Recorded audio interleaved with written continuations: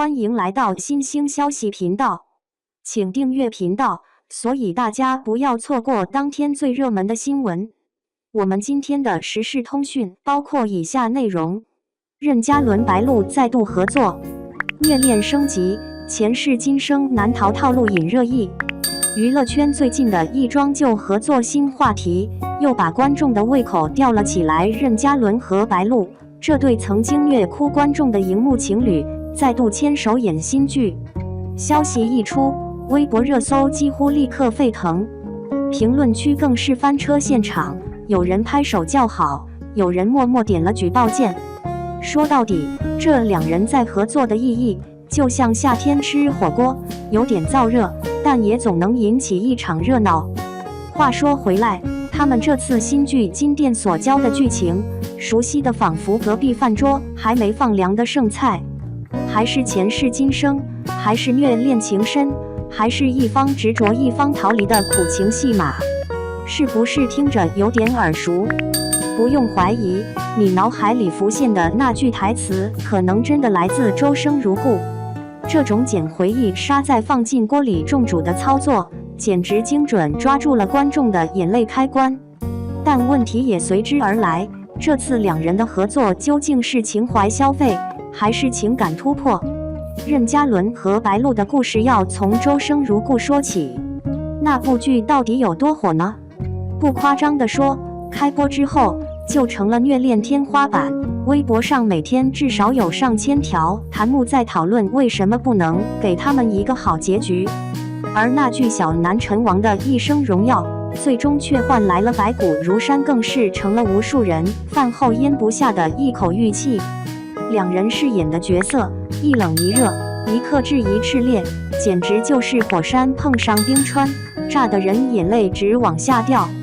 然后一生一世来了，这对荧幕 CP 转身投胎到现代，一个成了温柔的配音演员，一个成了高冷的化学教授。观众又被他们甜到牙疼，同时也开始放狠话，如果再虐，我就报警。但问题也就在这里，观众的期待是一把双刃剑，既希望他们再度合作，又害怕他们一直重复。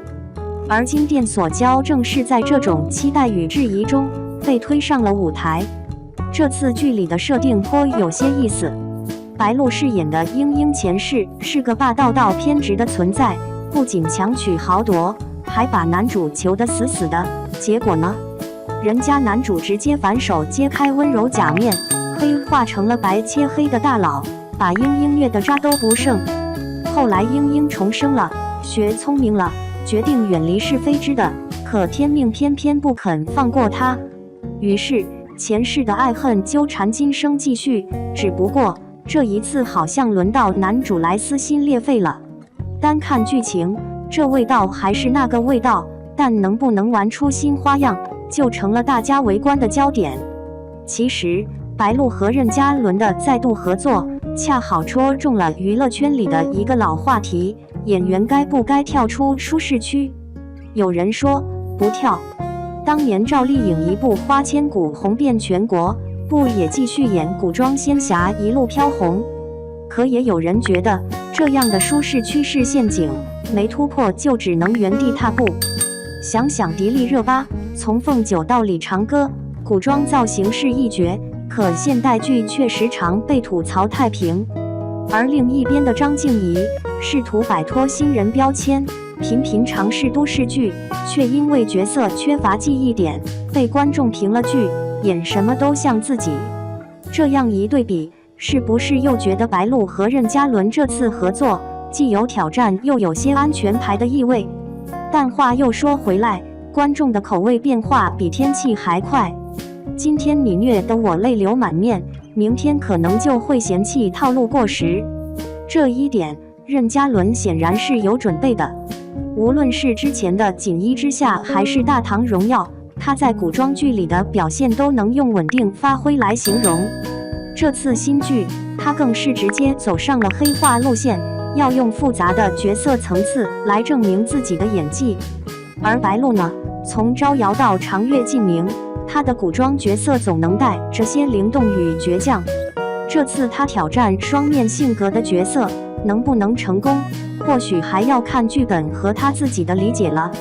娱乐圈就是这么个奇妙的地方，观众可以一边喊着求求别消费 IP 了，一边又期待经典组合的回归。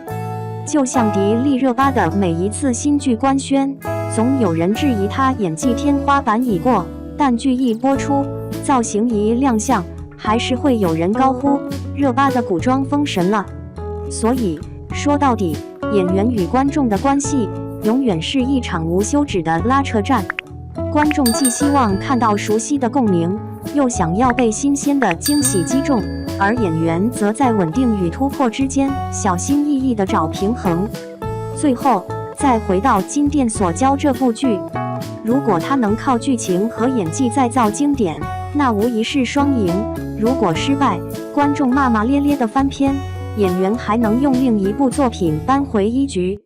毕竟这就是娱乐圈，永远充满可能性与意外。2. 白鹿新剧造型美出圈，红衣、抹额、高马尾，利落又吸睛。对娱乐圈有所关注的姐妹想必都发现了，白鹿以一组令人惊艳的造型成功吸引了观众的目光，成为热议的焦点。这组造型不仅完美贴合了角色的设定，更在视觉上给观众带来了极大的享受，让人不禁为之倾倒。白鹿新剧造型美出圈，红衣、抹额、高马尾，利落又吸睛。红衣、抹额、高马尾，每一个细节都透露着精心设计与匠心独运。白鹿的新剧造型无疑是一次成功的美学实践。首先不得不提的是那抹鲜艳夺目的红衣。在古装剧中，红色往往象征着热情、勇敢与决绝，而白鹿所穿的红衣不仅色彩饱和度恰到好处，更在剪裁与设计上别具一格。衣摆随风轻扬，如同火焰般跳跃。这样巧妙的设计既展现了角色的飒爽英姿，又不失女性的柔美与温婉。红衣的选用无疑为白鹿的角色增添了几分神秘与魅力，让人过目难忘。与之相得益彰的是白鹿额间那抹精致的抹额。抹额作为古代女子的头饰之一，不仅具有装饰作用，更承载着深厚的文化底蕴。白鹿所佩戴的抹额以简约而不失华贵的风格，巧妙地与红衣形成了对比与呼应。抹额的材质看似轻薄，实则透露出一种难以言喻的质感。长长的丝带随着白鹿的每一个动作轻轻摇曳，更添了几分灵动与仙气。这样的抹额不仅提升了白鹿的整体气质，也使得她的角色形象更加立体与饱满。而谈及白鹿此次造型的最大亮点，莫过于那束高高竖起的高马尾。高马尾作为古代男子常见的发型，在白鹿这里却被赋予了全新的生命力。她以一头乌黑亮丽的秀发，搭配紧致有力的马尾，不仅展现出了角色的干练与果敢，更在视觉上拉长了脸型，使得白鹿的五官更加精致与立体。高马尾的设计不仅符合角色的性格设定，更在无形中增强了白鹿的气场，让她在剧中的每一次亮相都充满了力量与自信。除了红衣、抹额与高马尾之外，白鹿此次的造型还巧妙地融入了其他元素，如精致的妆容、优雅的配饰以及恰到好处的服饰搭配等。